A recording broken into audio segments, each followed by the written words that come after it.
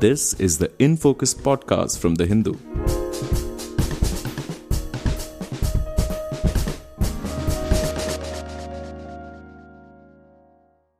Hello and welcome to the Hindus in Focus podcast with me, Amit Barua, your host for this episode. Israel has continued airstrikes in and around Rafah's humanitarian zone in Gaza, killing at least 65 Palestinian civilians since the 25th of May in the face of stringent international condemnation. The airstrikes come after the International Court of Justice directed Israel on the 24th of May to stop its offensive in Rafah, an area supposed to be a safe zone for those displaced by an earlier Israeli offensive. The ICJ also directed that Israel must take effective measures to enable any UN-backed commission of inquiry to enter Gaza and inquire into allegations of genocide. Putting more pressure on Israel, Ireland, Spain, and Norway recognized Palestine as a state, something that India did back in 1988. So, will the ICJ ruling make any difference to Israel given that it has continued attacks on civilians? Does the condemnation from countries in the region matter at all till the United States gives a free pass to Israel? Will the European Union finally adopt a more independent posture when it comes to dealing with Israeli aggression? To answer these questions, I have with me today Syed Akbaruddin, formerly India's permanent representative to the United Nations in New York. Welcome to the In Focus podcast, Akbar. Thank you, Amit. Thank you for giving me the opportunity to engage with you. Akbar, what is your sense? You've seen what is going on. All of us are watching on social media, the kinds of pictures that are coming out of Gaza and from Rafah in particular. Do you think that this ICJ verdict is going to change anything? So, Amit, if I want to put this in context, irrespective of what is happening on the ground militarily and whether Israel is gaining or not, diplomatically, the month of May has witnessed multiple setbacks for Israel. In fact, it's been one of the most challenging months diplomatically for Israel. So, there've been, by my count, at least 4 setbacks. On May 10th, the UN General Assembly actually voted 143-9 in favor of a resolution that grants some additional rights and privileges to the state of Palestine. As you mentioned, on May 20th, the International Criminal Court prosecutor applied for warrants against Israeli Prime Minister Benjamin Netanyahu and Defense Minister Yoav Gallant. On May 24th, the ICJ announced a set of provisional measures for the third time, in this case brought about by South Africa against Israel, alleging violations of the Genocide Convention in the Gaza Strip. And then just yesterday, Ireland, Spain, and Norway formally recognized the state of Palestine. So if you can see that there's been a string of diplomatic setbacks to Israel, which obviously have pushed Israel on a defensive path purely diplomatically. Now, of all these, you're right to mention that perhaps the ICJ decision is the most significant. And arguably, it has the most impact in immediate terms. Now, why do I say that? One, Israel is a member of the ICJ like all other UN members. In fact, Israel nominated a judge ad hoc, Judge Barak, to the ICJ to serve on the bench during the hearing of the case. Yet, the verdict was 13-2 against Israel, including the American judge also. Finally, like all UN members, Israel is obliged to implement the ICJ rulings. So you can see that the impact diplomatically is perhaps the most substantive. Now, of course, you can ask, does this matter?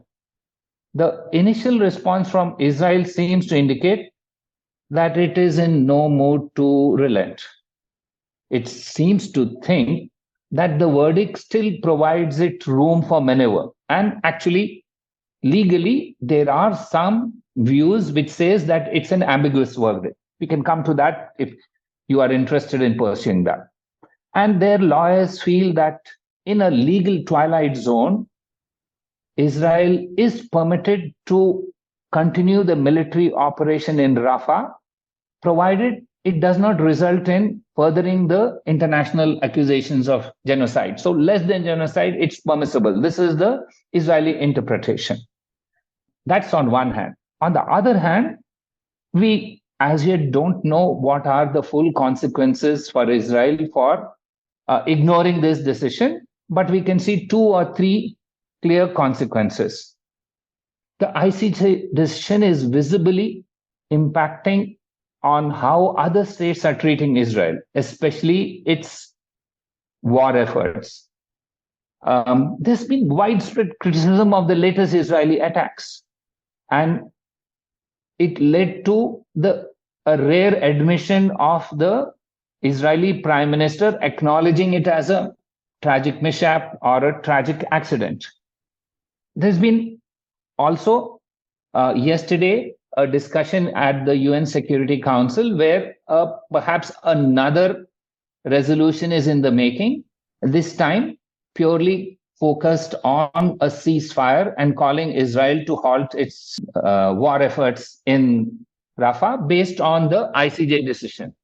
That the US has generally been opposed to a major offensive in Rafah, that the US judge has also voted in favor of the resolution, makes it more difficult to Israel than in the past. So I would think that the diplomatic repercussions are more serious than in the past. And Akbar, what is your sense? I mean, we've seen all this. We also see a lot of condemnation from countries like Saudi Arabia, Jordan, Egypt, countries which are quite critical, in the neighborhood. But somehow these countries have stopped short of even trying to isolate Israel diplomatically.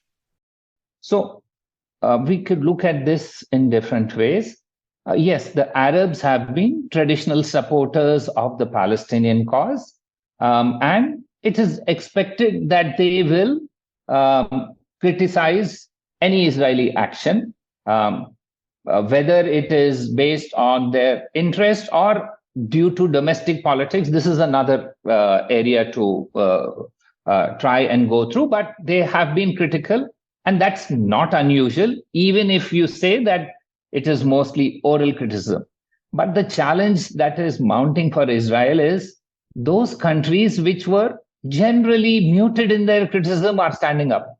So in that context, I'd like to mention the European states or even the European Union. We've just seen 3 European states move to formally recognize Israel, condemn its actions. So, well, yes, it's not a large number, but it's the first time since 2014 that a EU member state has moved to recognize Palestine, although the EU still doesn't formally. So the last EU member state which recognized Palestine was Sweden in 2014. It's now happened that 2 EU member states, Ireland and Spain, have recognized Palestine. And another one, Norway, which used to play a key role in matters of the Middle East as a facilitator, has also joined in. So you can see that there is a gradual erosion of Israeli diplomatic strengths in Europe. That's the bigger change. In the Middle East, it will remain a pattern where Arab states will criticize loudly, but they will not do much more. And also Israel perhaps is not right now in a mood to listen to them, but it's going to find it harder to ignore the voices coming from its erstwhile supporters. And that's the bigger change I see, rather than the change in the Arab world, which is a consistent view, which you can be cynical about, but not in Europe, where now I think almost 9 or perhaps 9 EU states out of 26 are recognizing Palestine, which is a significant movement compared to what it was in the past. Akbar, you're right to say that there are some cracks in the European Union. But as far as Israeli behavior is concerned, as far as pressure on Israel is concerned, we know that the United States is the key country that matters. And we've just seen, a major Republican leader like Nikki Haley, going to Israel and actually autographing one of the IDF missiles or bombs. So, what kind of message does the United States, and this seems to be a bipartisan message, what kind of message is the United States, of course, sending to the region, but sending to the rest of the world? Because no one ever thought that we would see such scenes in the world as we are witnessing currently in the occupied Gaza Strip. So you're right to indicate that the approach of the US on issues related to Israel is manifestedly hypocritical. Let's take one example. Just a few months ago, the ICC indicted Russia and the Russian president on issues relating to Ukraine. And the US then changed its legislation to start working with the ICC and provide support for that effort. Yet, when a similar situation is now happening in terms of the ICC procedures relating to Israel, we see that the US is clearly backing off. And in fact, the initial view was that US will go back to Trump period sanctions against ICC prosecutors. So you can see clearly there is a hypocritical approach. Now, this not only undermines US leadership, but also points out quite clearly that what the US says means nothing very much in other parts of the world, because when its friends are involved, it acts very differently. But that said, I think I wanted to point out two things. Yes, Nikki Haley and the Republicans have been amongst the strongest supporters of Israel.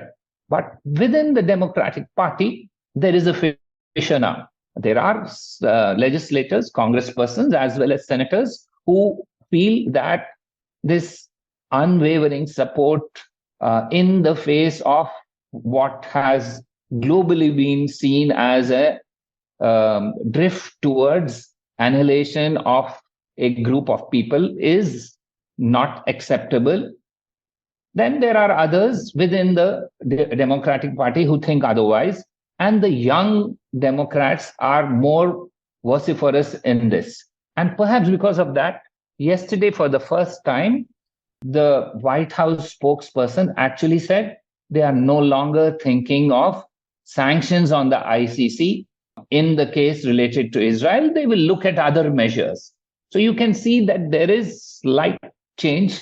Also, given the polarization in the US polity, it is likely you are going to see the Republicans now invite Netanyahu to come and address a joint session of the US Congress.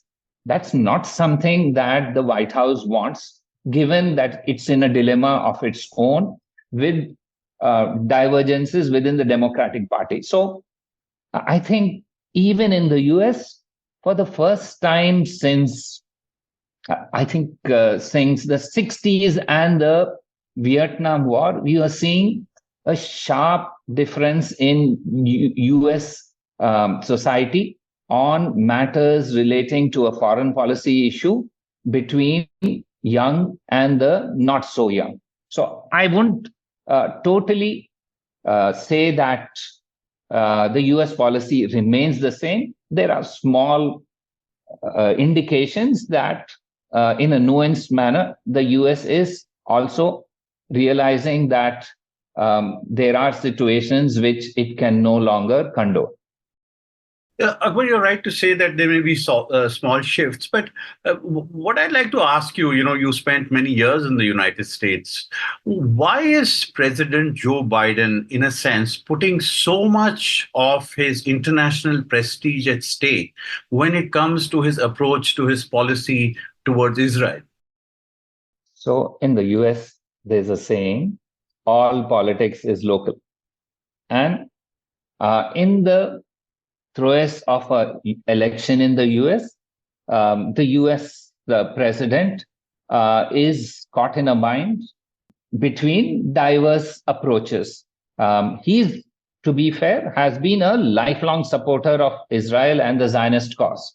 And it goes back to his initial years or more than 50 years of engagement with Israel. That said, he also realizes that the present leadership in Israel has pushed it beyond situations that they had ever envisaged in the past. Yet he's not able to change track easily given the domestic implications. So I think we'll have to take into account that domestic implications and consequences are always a factor in foreign policy making, be that in the US or elsewhere. In the US, it happens more often because there are large populations which support one side or the other, not only on Middle East issue, but other issues also. And what the US does impacts globally. But even elsewhere in the world, foreign policy issues are increasingly getting intermingled with domestic issues, and politicians, being what they are, will look at all politics as being local. You're right to say about all politics being local, but it would appear that American influence on Israel also seems to be waning, but we'll leave that for another day. What I'd like to ask you now, Akbar, is what do you make of the protests in US campuses and universities across the country? Do you think that will have any bearing on President Biden's policies, and B, what happens in the elections ahead in the United States? So the phenomenon of university students coming out on a major policy issue of a global nature is perhaps unprecedented. The last time it happened was the Vietnam War, but that was a war in which the US was also directly engaged and US citizens were involved. There were a large number of young people who didn't want the draft, etc., etc. But this time, it's a smaller group, but a more vociferous group, and a group of young people who are more sensitive to what is happening globally and the impact it is making on the US moral or ethical approach to global affairs. So it's very different from the past, but it's also a sign that as a society, the US is not a single monolith. Irrespective of its policy in terms of foreign policy thinking on the Middle East, there are people with very strong views in the US against the dominant narrative. Now, whether this is going to have an impact on US foreign policy or not is still to be determined, for the simple reason the young, including in the Democratic Party, have promised that they will take it into the Democratic Convention. They will oppose, if the US continues in this manner, oppose or provide support to other issues. And there is this talk about Robert Kennedy Jr., who may garner some support from people who are disgruntled with the democratic establishment's approach to Israel. But whether it will fundamentally swing US policy, hardly likely, because this is a policy which has been rather consistent over the last several decades. If there are changes, they are only going to be minor. As I mentioned, in the case of ICC, perhaps they will not resort to sanctions, which President Biden, when he came, had lifted against ICC officials. But whether they will be supportive of all these efforts of a global nature against Israel, I don't think that's likely to happen, because ultimately the number of people involved in pushing this agenda in the US is still, there are significant, but not so significant to bring about fundamental changes. Akbar, earlier in our conversation, we referred to, Norway, Spain, and Ireland recognizing the state of Israel. And I mentioned, in the beginning that India recognized recognized Palestine as a state back in 1988, and we established relations with the PLO back in 1974. So, looking at this, I mean, what is your sense? How is India's own policy towards this issue evolving? So, India's policy has evolved as its interests have diversified. Initially, India was amongst the forefront of all support for Palestine. Primarily, also, Indian foreign policy was driven by a global thinking of values. Our interests were then limited because we were not a country that was engaged in so many ways with the rest of the world. Having said that, as India started engaging globally on a variety of other issues than foreign policy, economic, defense, etc., its interests started changing also. And over the years, you have seen that on issues related to the Middle East, we have played a less vocal role than before, without, again, changing the fundamentals of our foreign policy. We still vote with Palestine. In fact, if you look at our voting record at the UN in New York, we've never voted once against a Palestinian resolution.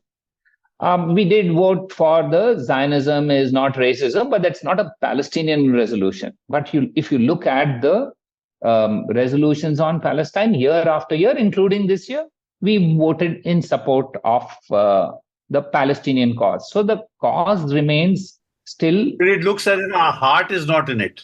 Fair enough. As our interests have diversified, as our economic engagement has changed, so has our approach. And that's not only unique to India, it is reflected in many other countries also. So it's normal when your interests diversify, your foreign policy approaches also will follow. After all, foreign policy is a handmaiden of domestic policy, of economic interests, of other goals. So I don't see that as a fundamental shift, because you kept the core goals there, but you have shifted in terms of nuance, you have shifted in terms of being less vocal, more mute. And that is a factor of the diversity of our interests. We now have an engagement with Israel which far exceeds our engagement a few decades ago. And therefore, we will always be more keeping that in mind. And that's the nature of foreign policy, that it will evolve with changing needs and interests. Before I let you go, Akbar, I just want to ask you what might seem like a very basic question. What does recognition of another country mean? So at one level, the issue of recognition of Palestine in this case may be symbolic, because there are already 140 plus countries who recognize Palestine, and the 3 countries who recognize now haven't done very much more. But what it allows is, it allows for formal engagement, which would then mean a lot of things. You could set up your establishment in that country, in that state. You could start recognizing the travel documents that the state gives to those people. You could see them as distinct entities compared to what you saw them before. So it allows at one level, a diplomatic engagement which is stronger than previously, but at a more people-to-people level, it can trigger of greater engagement or fostering better contacts with people. So it generally, they say, the flag leads to increase in trade. It leads to more movement of people between one state and the other. And finally, it's a acknowledgement that you are on par with us, because unless you are a state, the states treat how powerful non-state actors are, the states treat them in a different category. So, for example, Hamas, it's not a state. Irrespective of its military strength, it will be treated differently than another state. Or let's look at another thing. Big foundations which are working globally to assist in economic development, they're not given the same benefits of a state when the leaders meet. So there are some political differences, but the bigger trappings go beyond diplomatic engagement. They mean that there's a trickle-down effect at the people-to-people level, and it, of course, enthuses all citizens that they are now part of a state which is being recognized by others, and perhaps it's a psychological gain too. Syed Akbaruddin, formerly India's permanent representative to the United Nations, thank you very much for patiently answering all my questions, patiently as always. And I do hope that we will have you back on the Hindus in Focus podcast to discuss many other issues. Thank you very much again for talking to the Hindus in Focus podcast. Thank you, Amit. In Focus will be back soon with analysis of the biggest news issues. In the meantime, you can find our podcast on Spotify, Apple Podcasts, Stitcher, and other platforms. Just search for In Focus by The Hindu. We'll see you soon.